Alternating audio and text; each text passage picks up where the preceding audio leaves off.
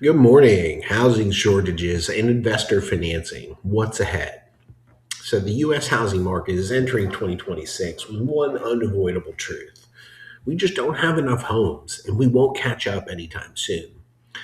With supply lagging far behind demand, investors are stepping into the gap, fueling rental growth and accelerating build to rent activity, as well as reshaping mortgage financing trends. And as a mortgage brokerage with access to 600 plus lenders, Medallion Funds is seeing firsthand how housing shortages are influencing investor loan structures, underwriting trends, as well as their risk models. And here's what today's investors need to know. Number one, the housing shortage is worsening and it's not improving. Despite new construction activity, the U.S. remains 3.2 to 4.5 million units undersupplied, depending on the methodology used. And several factors are driving this gap. First being delays in new construction pipelines, as well as high labor and materials costs, as well as zoning restrictions limiting density, and rising household formation and migration to Sunbelt states. So, markets like Texas, Florida, Tennessee, and the Carolinas continue to absorb population growth fastest, keeping vacancy rates tight even with new supply coming online. And for investors, this environment creates long term rental stability and strong absorption for well located assets. And number two is why housing shortages are driving investor demand. When inventory is low, investors benefit in multiple ways.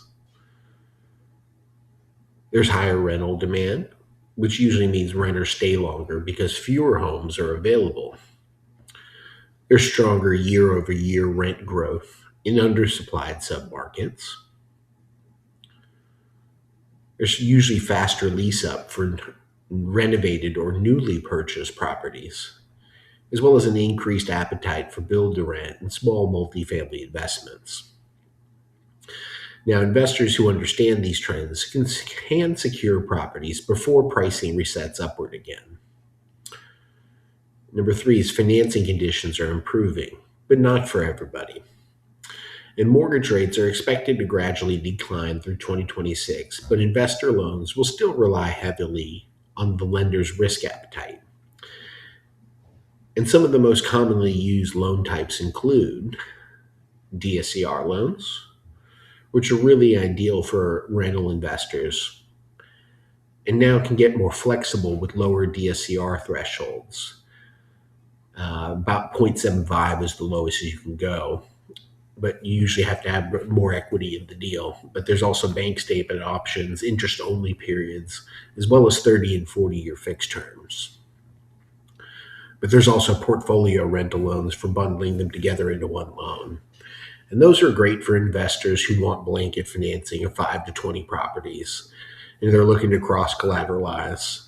There's lower liquidity requirements required, and there's some streamlined underwriting.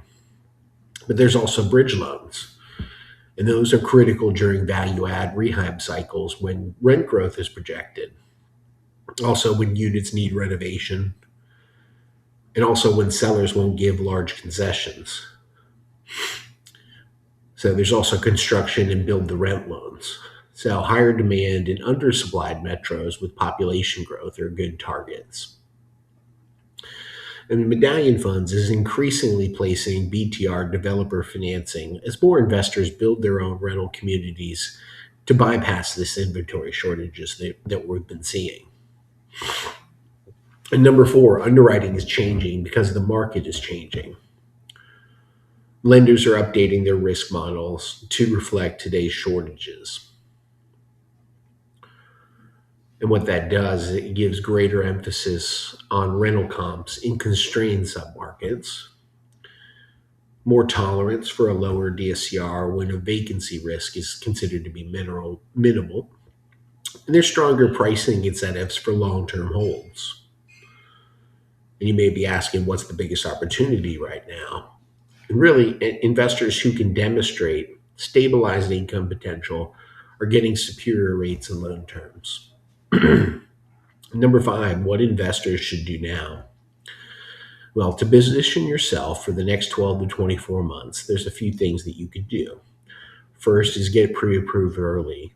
Competitive markets move fast and you want to be ready to pull the trigger.